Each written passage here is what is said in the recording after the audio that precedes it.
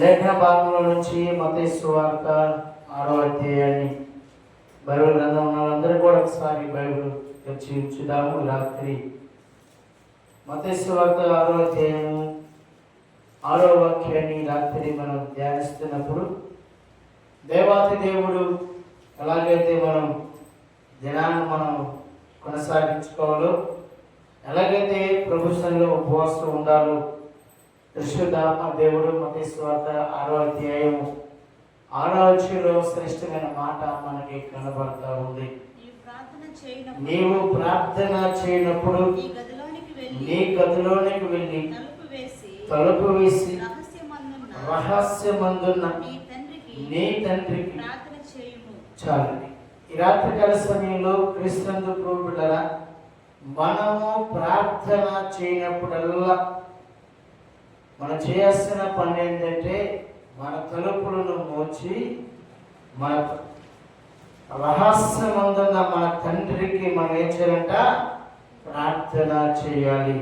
ఈ రాత్రికాల సమయంలో క్రీస్తునందు ప్రియమైన ఈరోజు మనం ప్రార్థన చేస్తూ ఉన్నాము. ఎలాగ మనం ప్రార్థన చేస్తున్నాము ఒకసారి మనం గమనించాలి. అయితే ఈ రాత్రి తలుపులు అంటే ఈ భూ సంబంధమైన తలుపులు కాదు, కానీ ఆత్మ సంబంధమైన తలుపులను మనం ఏం చేయాలంటే మొయ్యాలి. ఈ రాత్రికాల సమయంలో క్రీస్తునందు ప్రియమైన మనం ఉపవాసం నుండి ప్రార్థిస్తున్నప్పుడు, లేదా ప్రార్థన గదులకు వెళ్తున్నప్పుడు, ప్రార్థన చేస్తున్నప్పుడు మన రహస్యమందు మన తండ్రి మన ప్రార్థన ఆలకించాలంటే మన హృదయమైన తలుపులు మనం ఏం చేయాలి? మూసుకోవాలి. అంటే హృదయమైన తలుపు అంటే ఏంటి?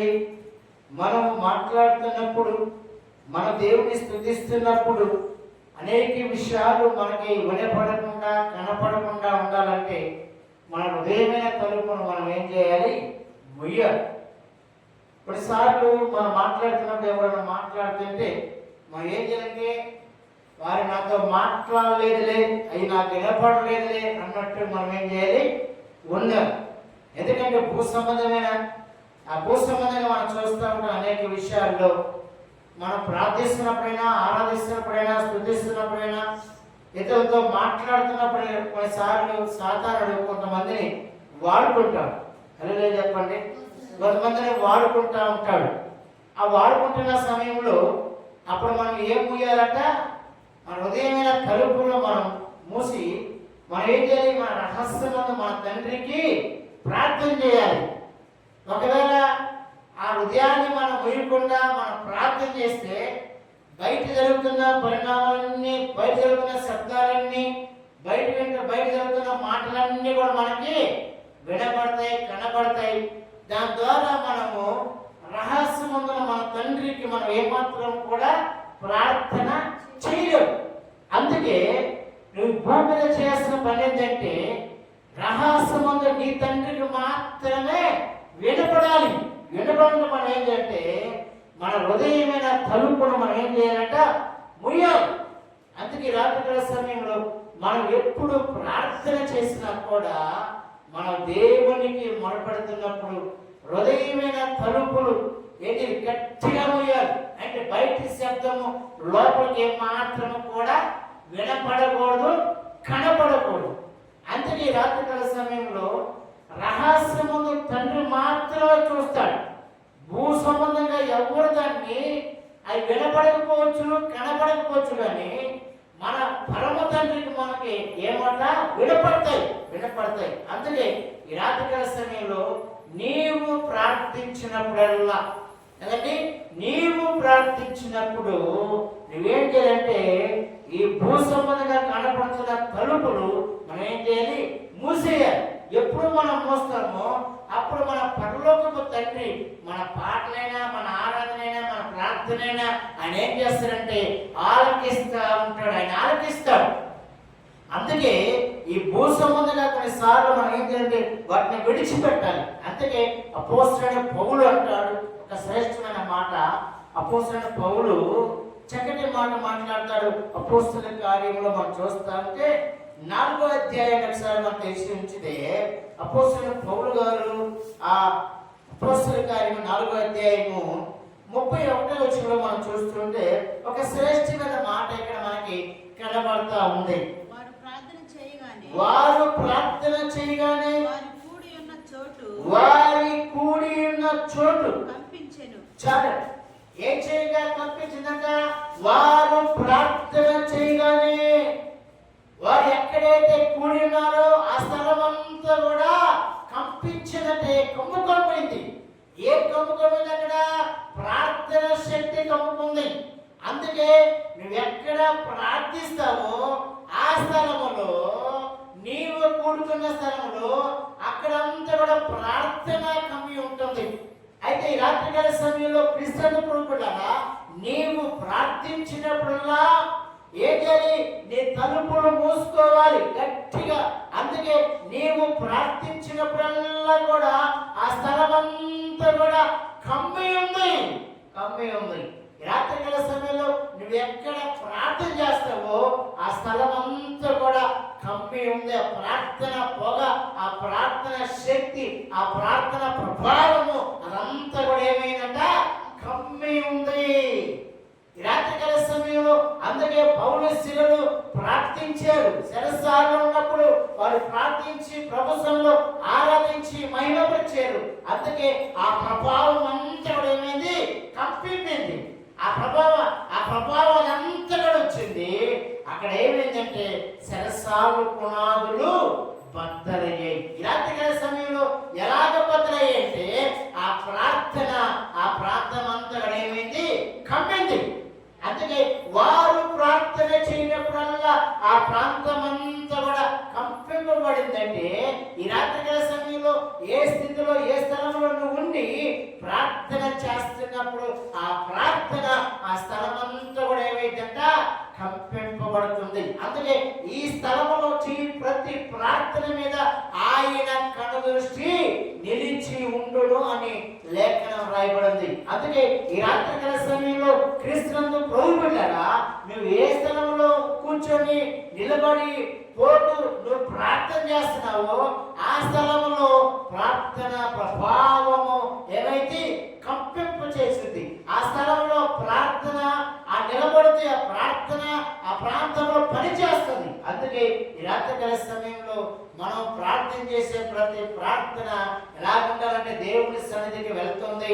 ఈ ప్రార్థన ఇదంతా కూడా కంపింపు చేయగలిగింది. ఈ ప్రార్థన ప్రభావము ఈ ప్రాంత ప్రజల మీద ఏమవుతుంది? వెళుతూ ఉందనే సంగతిని ఈ రాత్రి మనం మర్చిపోకుండా మనం ఉండాలని దేవుని వాక్యం చెప్తుంది. అందుకని క్రీస్తు ప్రభువులారా, మన ప్రార్థన ఎక్కడికి వ్యర్థంగా వెళ్తుందా? పోలేదండి. ఎందుకంటే లేఖనం చెప్తుంది ఆ ప్రార్థన ప్రభావము ఇక్కడ ఉంది. చూడండి, ఒక మనిషి అనారోగ్యంగా ఉన్నాడు అనుకోండి, బలహీనంగా ఉన్నాడు అనుకోండి, హాస్పిటల్ తీసుకెళ్తాం. హాస్పిటల్ తీసుకెళ్ళగానే ఏం చేస్తారు? వాళ్ళు ఒక రోజంతా కూడా ఫుల్గా మెడిసిన్ వాడతారు, మందులు వాడతారు. ఆ మందులు వాడగానే ఏమైందంటే ఆ మనిషికి ఏమైపోతుందో చెప్పండి? బాగా మంకు వస్తుంది అనమాట. అంటే ఆ బలహీనత మెడిసిన్ మందుల ద్వారా రిలీఫ్ అవుతుంది. కానీ మత్తు ఉంటుంది మనిషిలో. ఏముంటుంది? మత్తు ఉంటుంది. ఆ ఒక్కరోజు వాడిన, 2 రోజులు వాడిన ఆ మెడిసిన్ ద్వారా మనిషి అంతా కూడా ఏమైపోతాడంటే బాగా ఒక మైకోలో వెళ్ళిపోతాడు. ఏం మాట్లాడుతున్నా కూడా అర్థం కాదు, ఎవరితో చూస్తున్నా కూడా అర్థం కాదు. ఆ దాదాపు 2-3 రోజులు మనిషి ఎలా ఉంటాడంటే ఒక భయంకరంగా ఎలా ఉంటాడంటే బాగా నీరసంగా ఉంటాడు. ఎందుకంటే ఆ మెడిసిన్ లోపల బాగుని ఆ మనిషిలోకి ఏమిచ్చిందట? మత్తు వచ్చేసింది. అలాగనే నీ జీవితంలో కూడా నువ్వు ప్రార్థన చేసినప్పుడు నీ ప్రార్థన ఆ ప్రాంతం అంతా కూడా కంపింపబడింది. ఆ ప్రార్థన వ్యర్థముగా పోయిందంటారా? పోలా. ఎందుకు పోతుంది? అందుకే ఇంకో గ్రంథం మనం చూస్తూ ఉంటే ఒక శ్రేష్టమైన మాట మనం చూస్తూ ఉన్నాం. క్రీస్తు ప్రభువులారా, గలతీ పత్రికలో ఒక మాట రాయబడింది. చూద్దాం. గలతీ పత్రిక 4వ అధ్యాయాన్ని పరిశీలిద్దాం. గలతీ పత్రిక 4వ అధ్యాయము 19వ వచనాన్ని ఒకసారి మనం చదువుకోబోతున్నాం. గలతీ పత్రిక 4వ అధ్యాయము 19వ వచనంలో ఇంకొక మాట మనకు కనబడతా ఉంది. ఆ మాటను కూడా మనం చదువుకోబోతా ఉన్నాం. చూద్దాం. గలతీ పత్రిక 4:19 చదువుకుందాం.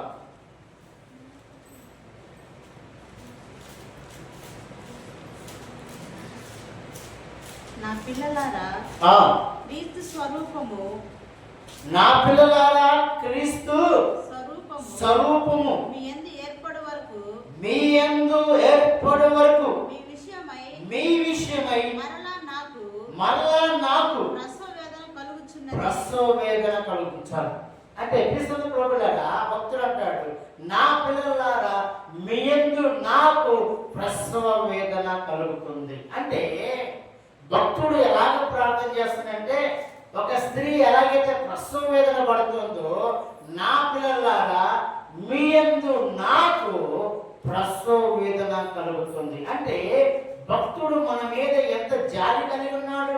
ప్రార్థనలో పట్టుదలలో ప్రార్థన ప్రభావం అనేది ఒక ప్రసవ వేదన లాంటిదని దేవుని వాక్యం ఈ రాత్రికాల సమయం చెప్తుంది. అందుకే మన ప్రార్థన చేసేటప్పుడు మన పై పెదవుతో ప్రార్థన చేయకూడదు, కానీ మన ప్రార్థన ఎలా ఉండాలంటే, ఎలా ఉండాలి, లోపల నుండి రావాలి. బాధతో దుఃఖంతో మనం ప్రార్థన చేసినప్పుడు, ఆ ప్రసవ వేదన మనలో కలిగినప్పుడు దేవుడు మన జీవితంలో ఒక నూతనమైన కార్యాన్ని చేయడానికి ఆయన సిద్ధంగా ఉన్నాడు. అంటే మన ప్రార్థన ప్రసవ వేదనగా ఉండాలి, ఒక బాధతో కాదు, దుఃఖం కాదు, కానీ ఒక బాధ అంటే లేని దేవుడు అక్కడి నుంచి హృదయంలో నుంచి రావాలి. మనకి హృదయం నుంచి రావాలి. పై పైన చేస్తే మనకి ఆ ప్రసవ వేదన రాదు. రోజు చాలా మంది ప్రార్థన ఆ ప్రతిఫలం రాకపోవడానికి కారణమైంది, ప్రార్థన ఫలించకపోవడానికి కారణమైంది. ఈరోజు మానవుడు పడకపోవడానికి కారణం ఏంటంటే, మానవుడికి ఏం లేదంటే పశ్చాత్తాపం లేదు. హృదయం నుంచి ప్రార్థన పై పైన ప్రార్థన చేస్తాం కదండి, పై పైన ప్రార్థన చేస్తారు, కానీ వాళ్ళ జీవితంలో ఏం మాత్రం కూడా పొందుకోలేకపోతున్నాడు. భక్తుడు అంటున్నాడు, చూడండి, ప్రసవ వేదన నా పిల్లలారా నేను మీ కొరకు ప్రసవ వేదన, స్త్రీ ఎలాగైతే ప్రసవ వేదన పడుతుందో అలాగ నేను పడుతున్నాను.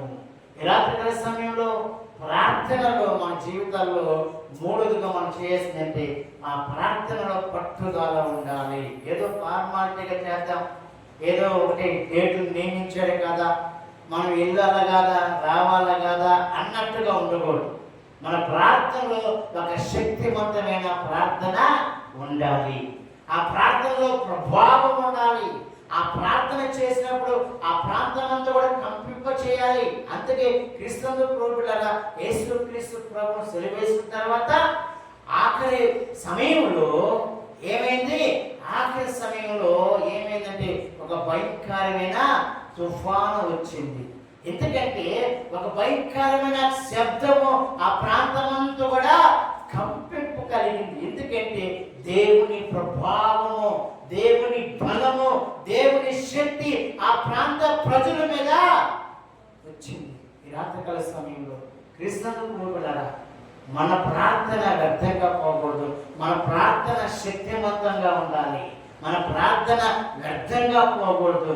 మన ప్రార్థన ఎలా ఉండాలంటే, స్త్రీ ఎలాగైతే కదండి, స్త్రీ ఎలాగైతే ప్రసవ వేదన పడుతుందో మన ప్రార్థనలో కూడా అలాంటి వేదన మన ప్రార్థనలో ఉండాలి కదండి.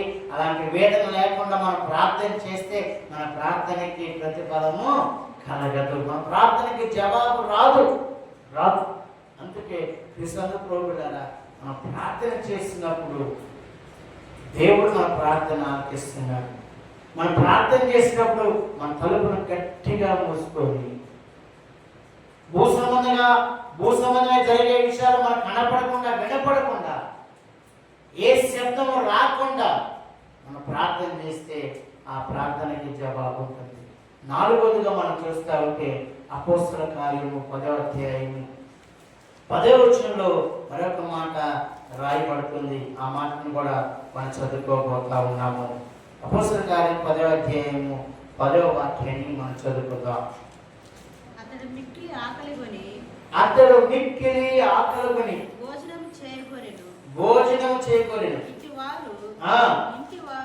ఇంటివారు సిద్ధము చేసి ఉండగా అతడు పరవశుడై ఆకాశము తెరవబడతాయి. 4 చెంగులు పట్టి నింపబడిన పెద్ద దుప్పటి వంటి ఒక విధమైన పాత్ర భూమి మీదకి దిగి వచ్చుటయు చూసెను.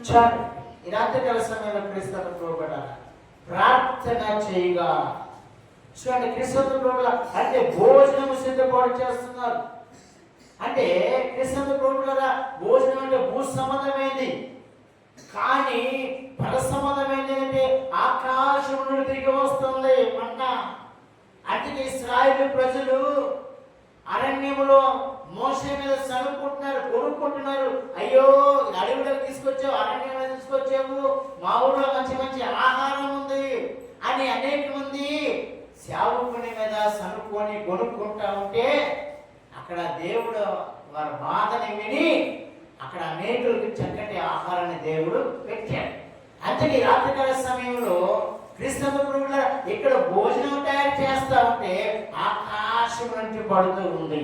అంటే ఈ భోజనం భూ సంబంధమైన భోజనం ఏంటంటే మానవుడు కొంత తృప్తిస్తుంది. ఉదయాన్నం తింటే ఖచ్చితంగా మధ్యాహ్నం తినాలి, మధ్యాహ్నం తింటే సాయంత్రం ఖచ్చితంగా మధ్యాహ్నం తినాల్సిందే.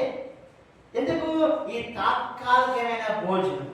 కానీ ఆకాశం నుంచి వస్తుందో చూడు భోజనం, ఆకాశం నుంచి దేవుడు ఆహారం పంపుతా ఉన్నాడు.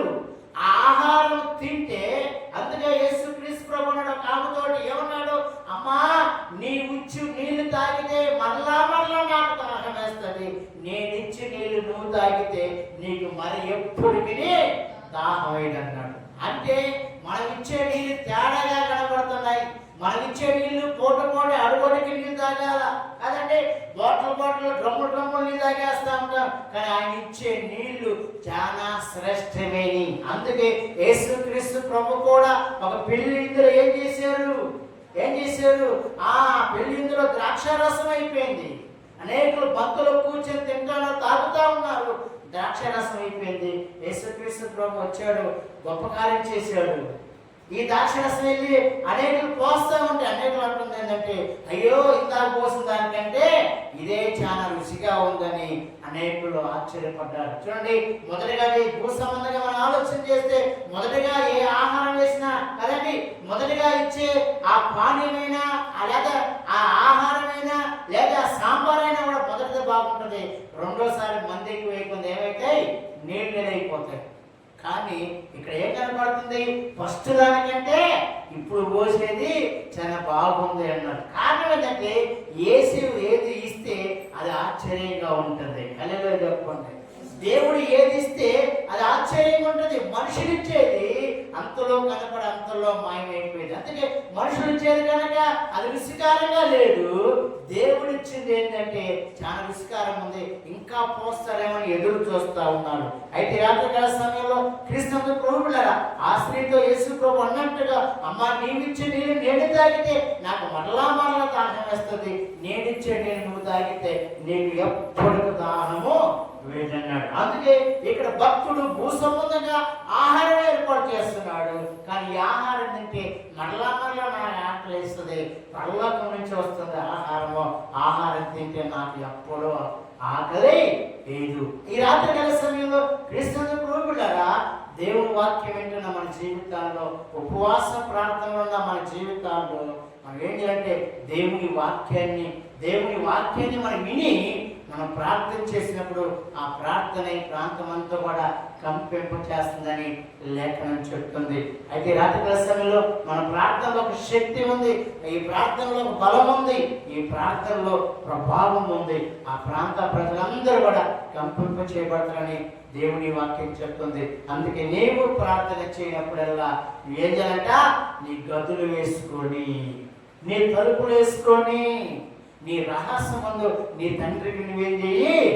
మొరపెట్టు. రాత్రికాల సమయంలో భూ సంబంధమైన తలుపులు మనం మూసేయాలి, ఆత్మ సంబంధమైన తలుపులు మనము తెరవాలి. ఈ రాత్రి ఎలాంటి స్థితిలో మనం ఉన్నామో ఒకసారి మనం జ్ఞాపకం చేసుకుంటే, రాత్రి పరిశుద్ధాత్మ దేవుడు నీతో నాతో మాట్లాడే ప్రతి మాటను కూడా ఆయన ఆలకించి ఆమేనని ఆయన చెప్పగలుగుతున్నాడు. అందుకే రాత్రికాల సమయంలో క్రీస్తు ప్రభువులారా ఈ ఉపవాస ప్రార్థన దినాల్లో మన జీవితాల్లో కూడా దేవుని కొరకు మనం నిలబడి, దేవుని కొరకు మనం మన శరీరకమైన తలుపులు మూసేసి ఆత్మ సంబంధమైన తలుపులు మనం చేసినట్లయితే, ఆత్మ సంబంధమైన యేసు క్రీస్తు ప్రభు నీ వైపు నా వైపు చూస్తూ నీ కొరకు నా కొరకు మన ప్రార్థన ద్వారా భూమి అంతా కూడా కంపింప చేయబడుతుందని లేఖనం చెప్తుంది.